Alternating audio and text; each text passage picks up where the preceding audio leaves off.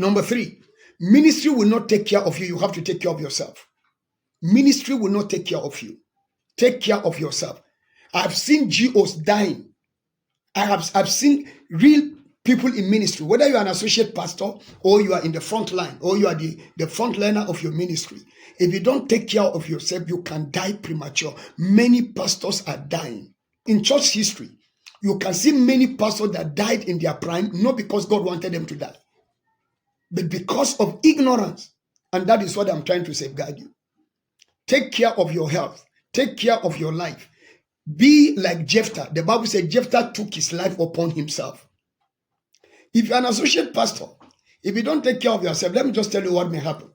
Because of the economic downturn, the epileptic movement of global economy, you can wake up tomorrow and your pastor will tell you he doesn't need you. Your senior pastor will tell you he want to downsize. What happened to you? Where do you go to? Where will your wife go to? Where will your children go to? You will start complaining. You will start murmuring. History will repeat itself. You are becoming like the children of John G. Lake. So, but when you begin to plan, you take care of yourself because your children must go to school. Yes, we have seen great improvement in the pastorage, but we want to keep seeing the improvement because pastors in the 70s and in the 60s in Nigeria, a lot of them, their children didn't go to good school. Because of what? The level of poverty. Now, as the world is tilting, you must learn to plan so that your own children, your wife will not be offended. Friends, listen to me. These are things you will not read on pages of newspaper or they will tell you in ministers' conference. I'm telling you today, many pastors' wives are leaving them. A lot of them, the women are backing out. Not because the pastor has a demon, not because the pastor is not anointed, but because the pastor did not plan, did not take care of certain things. Now, reality is on the platform. What will they do? Are you listening? All right. Another thing I want to tell you is that don't rely on many pastors. Avoid it. Avoid relying on many pastors. In a city, do what God asks you to do. You can associate, but don't depend. Don't rely. You know why? Many of them are more dangerous than the devil. They are more terrible than Satan. I'm telling you this. In fact, I will say this to you, that one of the greatest enemy of the church are pastors. Wait until one pastor is in problem. You will hear the way other pastors, instead of coming together to fulfill scripture, helping that pastor to stand, they will pieces that pastor, they will ditch, they will make sure that pastor is cut into pieces, and they will destroy him and destroy his ministry. Satan can never do that. Jesus will never do that. Why are they doing it? But these are people you relied on yesterday. These are people you depended on. These are people that you showed your wounds to. But look at what they've turned you into.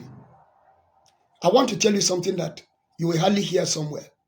Pastors are the only group of people that hate each other.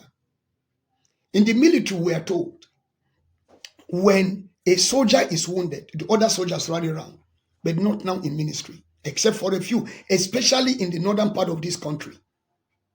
They will team up and kill you and destroy you. They will tear you down. They will wash you down. When they see you, they'll start laughing. So don't rely on many of them. They have their own issues. They have their own problems. Do what God asks you to do. Okay. Another thing I wanted to take note of is that don't rely on invitation. Don't rely on invitation. Sit down and build your grace. We have fathers in this town. Go and read their profile. They didn't rely on invitations. They built their ministries from nothing to where it is today. Now, people are telling you that ministry is business. Sure, ministry is business. It's all that the motive and their definition of it, how they are looking at it, is what makes you wrong. But when you look at the definition of the word business, ministry is business. That is your occupation. That is your profession. That is your trade. That's what God asks you to do. You must not rely on invitations. Get this well. Rely on what God asks you to do.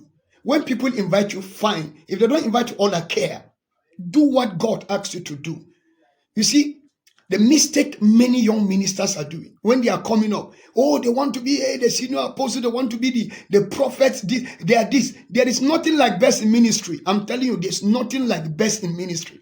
Anybody that deceives you that you are best in ministry, he has succeeded in allowing a demon to enter. You will soon discover that you are nothing. All those people inviting you, there's something they are looking from you. The day you are gone, they will just dump your ministry. Are you listening? So build your own capacity.